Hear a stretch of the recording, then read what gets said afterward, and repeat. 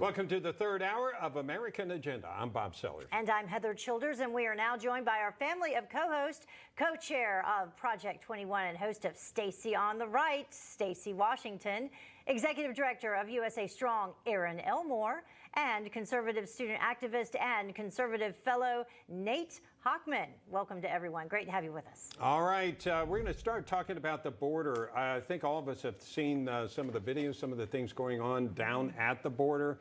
Well, border czar, I don't know that that's the title, but Kamala Harris plans on traveling to Guatemala and Mexico to explore what President Biden calls the root causes of why folks are fleeing from those countries. There's still no word on whether she intends to actually visit the southern border itself, but are those root causes the main concern here?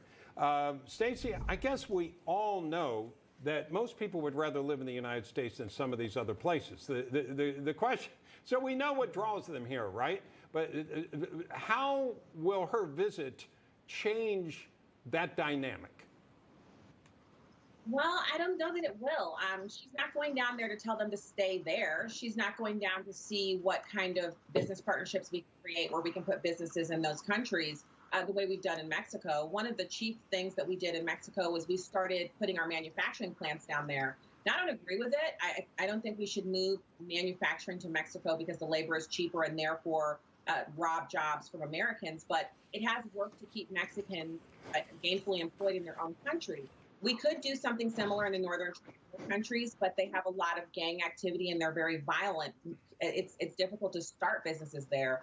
But she's not planning on going and doing anything that makes sense. She's going to go down there and cackle and laugh, and we'll be able to hear her laughing all the way up here in the Midwest while she's in the Northern Triangle countries. You know, Bob, I was thinking earlier when we were speaking with Florida Congresswoman Kat Cammack that, you know, a really good reason for the vice president to go down to the border would be to hear and see some of the stories that the congresswoman shared with us earlier. I think we can bring up at least one heartbreaking moment that she talked about.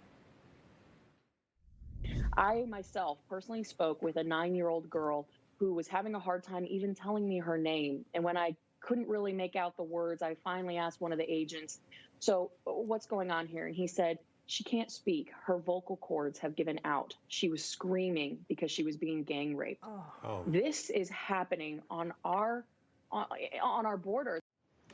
Gang raped on the way here and then thrown into one of those pods, you know, lined up right next to all these other children not being tested for COVID, not being treated for everything that they've gone through already, and then being treated that way, running out of food. There's not enough water for them to take showers every week. I mean, the stories are horrifying, Bob. Yeah, it is remarkable. And by the way, that interview, I think we're going to be posting it with Kat Cammack, the congresswoman from Florida.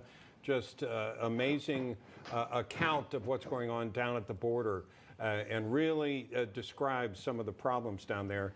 So, Nate, let me get to you about your take on what's going on down on the border. As you see it, what strikes you the most? Well, look, I mean, the stories that we're hearing, like the one we just heard, are tragic. And you want to talk about root causes. A significant portion of what's happening on the border today, and the stories like the one we just heard, are the direct result of policy decisions made by the Biden administration. You know, the entire point of Biden's run in many ways was that he was the competence candidate, that Trump was the insane wild card, and that he was the one who was going to restore sanity and common sense to the White House. And it turns out that on immigration, at least, he didn't actually have the policies to back that up. The second he repealed Trump's policies, we saw a surge of migrants at the southern border. And now, in many ways, he's actually vindicating Trump's approach because he's restoring a lot of Trump's policies as a response to the surge in the border. So it's an indictment of Biden. It's an indictment of the entire Democratic Party because you had this surge starting weeks and even months before Biden actually implemented these policies because migrants knew it would be easier for them to get across the border when a Democrat was in office. Yeah. But it's just a larger problem with Biden's approach to the whole issue. And Aaron, they came prepared. I mean, obviously not all of them, but there were quite a few of them that were wearing Biden T-shirts. Now, obviously that's done so people can take a picture and send it, but they really were wearing them. So there really was a change down at the border. This is the only time I think in the United States of America you see anyone wearing Biden gear ever. But the bigger problem is what are the American mothers of children saying that have had their children at home, homeschooling for well over a year, yet some of these migrant children are getting an in-person education? What say we as Americans when they say we're not allowed to go out in public, to the gyms, to the restaurants, because we are at risk for spreading COVID, yet they are putting these migrants on buses, on airplanes without any COVID tests? The problem is this is a massive double standard that doesn't apply. Why are we taxpayers being tortured and making our businesses go away and not having livelihoods and incomes, yet these people are just allowed to travel freely throughout the United States? Yet we, as hardworking Americans who fight our wars and pay our taxes, are picking up the tab for these people who are coming to our country. And it's not to say that we don't want people to come to this country. We want it to be done legally. And by the way, on the 20th of April, it's going to be 400 days to slow the spread. That's sad.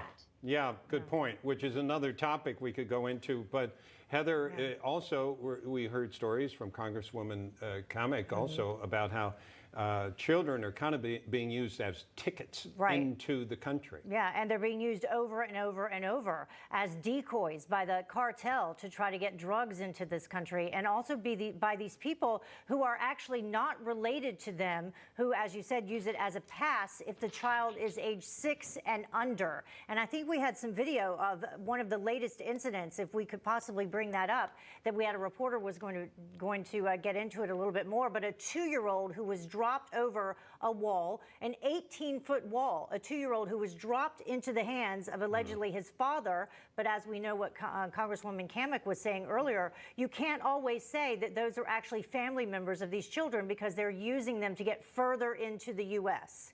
And I think perhaps that's the video there, dropping the child, yes, a 2-year-old child over an 18-foot wall. This could have been catastrophic. And it brings back images of what those 2 little girls, 2 and 5 years old, that were dropped over a 14-foot wall not just a couple of weeks ago. Where's the outrage from the Democrats is what I want to know, because during the Trump administration, we constantly heard kids in cages, but yet we have images like this and they're completely silent. I don't think they know how to solve this problem, so they don't want to acknowledge it. If they acknowledge it, they're going to have to come up with a solution. So they're doing a study. That's what Vice President Harris is doing. She's going to go do a study. We know why people are coming to the United States, and we know giving them millions and more dollars isn't going to change that overnight, and the problem is going on right now on the border. You need to address what's going on right now. So we're going to continue our conversation with our panel coming up. Reports on the January 6th Capitol riots are revealed that key officials overlooked the threats. We'll have more of American Agenda after this.